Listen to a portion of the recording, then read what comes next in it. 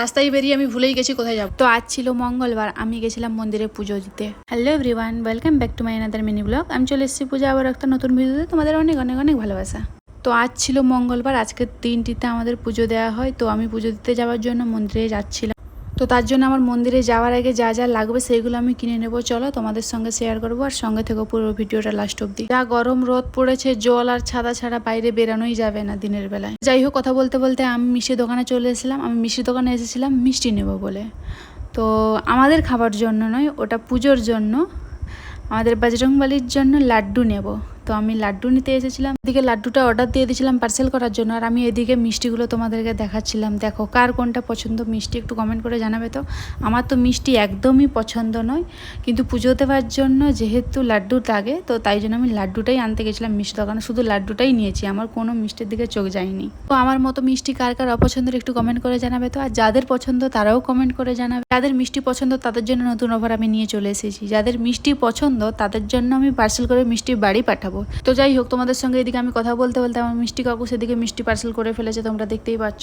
তো মিষ্টিটা নিয়ে আমি ওদের পেমেন্টটা করব। দোকানের কাকু বলছিলেন খুচরো নেই, কিন্তু খুচরো তো আমার কাছে নেই, আমার কাছে 100 টাকার নোট আছে, তাই আমি 100 টাকার নোট বের করে কাকুকে দিচ্ছি। তো যাই হোক, দোকানদারের কাছে খুচরো থাকবে না এটা কোনো দিন হতে পারে না। তো যাই হোক, আমাকে 100 টাকাটা মোটামুটি রিটার্নটা যতটুকু নিয়ে খুচরো করে দেওয়ার আমাকে দিয়ে দিয়েছে। দেখেছো বন্ধুরা, আমি ভুলেই গেছি এরপরে কোথায় যাব। আমি রাস্তা ক্রস করার সময় দাঁড়িয়ে দাঁড়িয়ে ভাবছিলাম আমি কোথায় যাব। এরপরে মিষ্টি তো নিয়ে নিয়েছি পুজোর জন্য, এরপরে আমাকে নিতে হবে ফুল। হ্যাঁ ঠিক মনে পড়েছে, ফুল দোকানে গিয়ে দেখি সেখানেও একজন কাস্টমার দাঁড়িয়ে আছেন, ওনার হয়ে গেলে তারপরে আমাকে ছাড়বে। তো আমি ততক্ষণ দাঁড়িয়েছিলাম আর একটু একটু করে ভিডিওর ক্লিপ নিয়ে নিচ্ছিলাম। তো যাই হোক, উনি নিচ্ছিলেন মালা, অন্নপ্রাশনের মেবি কোনো নেমন্তন্ন ছিল, তাই আমিও নেব মালা আর একটু কুচো ফুল। তো পুজোর জন্য ফুলটা লাগবে, আর মালা তো অবশ্যই দিতেই হবে। তো যাই হোক, আমি এদিকে ভিডিও করতে করতে সেদিকে কাকুকে ছেড়ে দিয়েছিলেন, তারপরে আমারটা ধরেছি। আমি হাত দিয়ে ভালো করে দোকান কাকুকে বুঝিয়ে দিচ্ছিলাম যে এইখান থেকে দুটো চেন নিয়ে আমাকে একটা মালা করে ভালো করে করে দিন। তো আমি বলার পরে উনি তো উনার মতো কাজ করছিলেন, আমি দাঁড়িয়ে দাঁড়িয়ে দেখছিলাম আর ভিডিও করছিলাম। আচ্ছা, তার মাঝখানে তোমাদের সঙ্গে একটু আড্ডা মেরেলি। তো পরশুদিন আমি একটা ভিডিও দিয়েছিলাম, বলেছিলাম কালকে একটা ব্লগ দিয়েছিলাম, তার মধ্যে বলেছিলাম যে পরশুদিনের একটা ভিডিও আমাকে ডিলিট করতে হয়েছিল কোনো কারণবশত।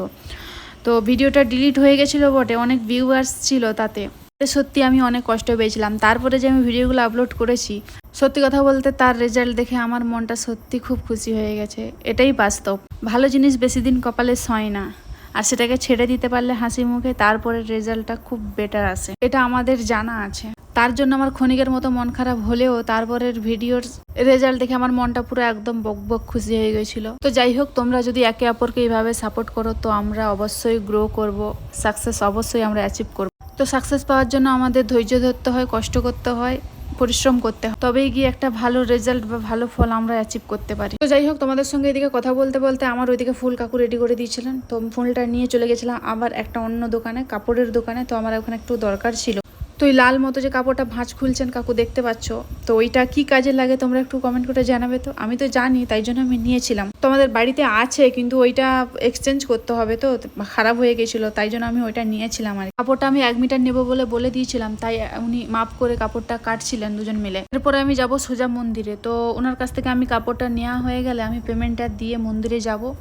তো আমি পায়ে হেঁটেই যাবো, আমার বাড়ির কাছাকাছি মন্দিরটা। উনি তো কাপড়টা আমাকে ভাঁজ করে দিয়ে দিচ্ছিলেন, ততক্ষণে আমি জিজ্ঞেস করেছিলাম যে কত টাকা হয়েছে। তো টাকাটা আমি দিয়ে ওখান থেকে বেরিয়ে যাব মন্দিরের উদ্দেশ্যে। আমি টাকাটা জিজ্ঞেস করার পরে কত হয়েছে আমি হাতে বের করে রেডি হয়ে দাঁড়িয়ে। তো এরপরে আমি সোজা চলে যাচ্ছিলাম মন্দিরে। তো মন্দিরে আমাকে একটু পায়ে হেঁটেই অবশ্য যেতে হবে, এই রোড ধরে। তো হেঁটে হেঁটে আমি মন্দিরে আলটিমেট পৌঁছে গেছিলাম। তারপরে সেখানে গিয়ে দেখি ব্রাহ্মণ ঠাকুর আসেনি। ব্রাহ্মণ ঠাকুরকে আবার সেখানে গিয়ে ফোন করলাম, উনি বললেন আধ ঘন্টা আমার দেরি হবে, তোমরা ওয়েট করো ওখানে, আমি যাচ্ছি। ততক্ষণে আমি একটু ঢং করছিলাম ওখানে দাঁড়িয়ে। ঢং তো করছিলাম বন্ধুরা, কিন্তু এটাও চারদিকে চোখ চালাচ্ছিলাম, কেউ আমাকে দেখছে নাকি, দেখে ফেললে একটু অন্যরকম হয়ে যাবে না, মান সম্মানের ব্যাপার আছে।